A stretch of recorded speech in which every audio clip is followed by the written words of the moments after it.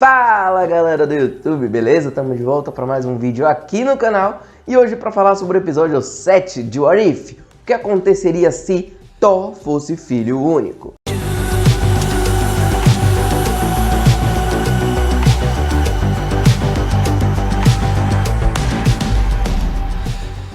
O episódio é uma grande mudança em relação à história do Thor que a gente viu no universo cinematográfico Marvel, mostrando que o que faz esse Thor ser o Thor é justamente a sua relação com o Loki. E sem o Loki como irmão adotivo, o Thor é uma pessoa completamente diferente e, claro, com isso o universo vira outra coisa. Nesse universo, o Thor é um grande baladeiro, é um grande festeiro e quando o Odin vai fazer aquele sono para se recuperar de algum problema que ele teve, o Thor fica livre no mundo e resolve dar uma grande festa. E o lugar que ele escolhe para dar a festa é justamente o planeta Terra. Ele até explica que a Terra é um lugar tão antiquado, tão sem tanta relevância, que o Heimdall não vai nem prestar atenção na festa que ele vai fazer. E o mais impressionante é que ele chama praticamente a galáxia toda. A gente tem diversos personagens desse universo cósmico da Marvel, seja Guardiões da Galáxia, aparece o Drax, aparece também a Nebulosa, o Rocket Raccoon em um determinado momento, como também o Grão-Mestre que apareceu em Thor Ragnarok, o Korg, o Howard o Pato e muitos outros personagens. Tem uma reunião muito grande de personagens, inclusive Skrulls, que acabam por aparecer nesse episódio, mostrando que o Thor ele é um grande promotor de festas e ele utilizou a Terra como esse lugar para fazer a festa. A grande questão é que na festa anterior que ele fez, ele acabou destruindo o planeta, então muito provavelmente isso poderia acontecer aqui também, mas a Jane Foster está investigando toda essa relação de chegadas alienígenas ao planeta Terra e ela acaba avisando a SHIELD que em primeiro momento não dá muita importância aos avisos dela. Outro ponto interessante é que vai se construindo também a relação entre o Thor e a Jane nesse episódio, assim como acontece nos filmes, mas aqui a Jane acaba entrando um pouco na onda de festas do Thor e quando a SHIELD resolve intervir, que resolve dar um fim no Thor, a Jane tenta criar outras alternativas para que o Thor não acabe sendo morto. E é isso que faz o episódio ter esse momento mais interessante, que é justamente quando a SHIELD chama a Capitã Marvel. Podemos então entender que nesse universo não existiram os Vingadores, já que a SHIELD precisou apelar para a Capitã Marvel, que, como a gente sabe pelo filme da Capitã Marvel, deixou aquele bip para o Nick Fury chamar apenas em casos de emergência extrema.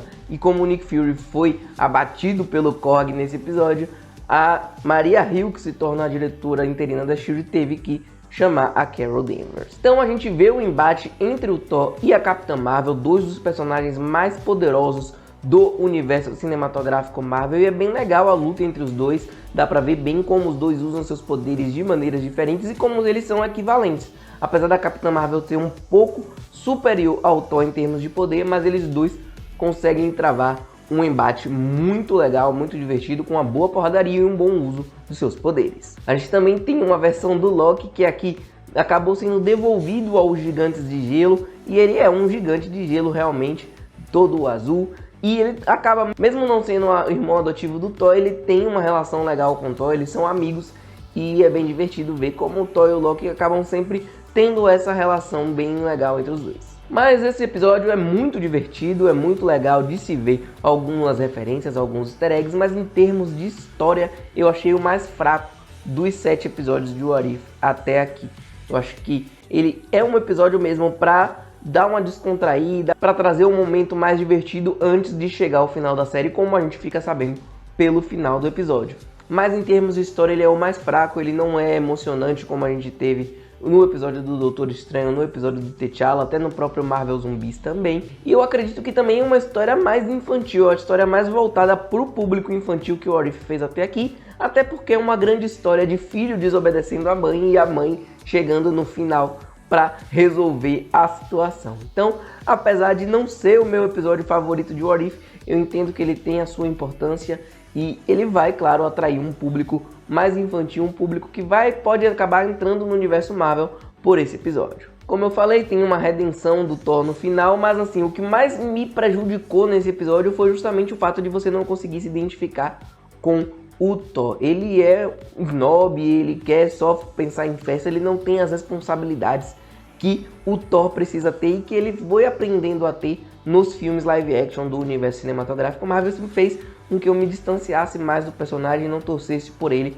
em nenhum momento. Muito pelo contrário, eu torcia muito mais para a Capitã Marvel conseguir combater o Thor, a SHIELD combater ele, livrar ele da Terra, tirar ele da Terra de uma vez por todas, do que para o próprio Thor, que é o personagem principal do episódio, sair vitorioso. Mas no fim das contas ele tem lá a sua redenção, claro, muito forçada pela chegada da sua mãe na Terra, e quando você pensa que o episódio vai terminar com um final feliz, ele termina com um gancho justamente respondendo a minha crítica do último vídeo, que é justamente o fato da gente saber que vai ter um crossover no episódio final de What If e não ter dado nenhuma pista mais direta, e nesse episódio foi dada essa pista. A gente vê a chegada do Ultron Supremo, que é o Ultron usando o corpo do Visão e com todas as joias do infinito, e ele vai chegar para tentar dominar todos os universos desse multiverso. É muito provavelmente por isso que o Vigia vai intervir e vai reunir os personagens de cada um dos episódios que a gente já viu até aqui. Então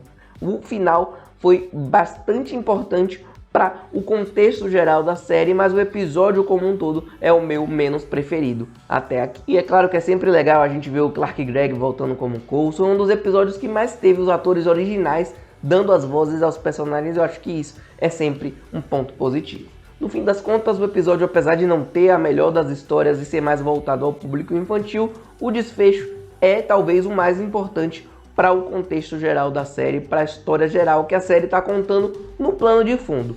Na parte da frente a gente vê a história de cada um desses universos alternativos, mas no plano de fundo tem toda uma história que está sendo construída aos pouquinhos, bem aos pouquinhos, para reunir todos esses heróis que vão tentar salvar o multiverso. Você gostou do episódio 7 de What If? Deixa aqui embaixo nos comentários a sua opinião e diz aí o que você está esperando dessa reta final da série. Faltam apenas 2 episódios para acabar o What If, e eu tô bem curioso para saber o que a Marvel vai aprontar nesses episódios finais. Não esquece de deixar o like no vídeo, se inscrever no canal, deixar um comentário e compartilhar esse vídeo com amigos para que o YouTube entenda que o vídeo é mais importante, que as pessoas estão gostando do vídeo e recomende para ainda mais pessoas. É isso aí, galera. Tamo junto e até o próximo vídeo. Valeu!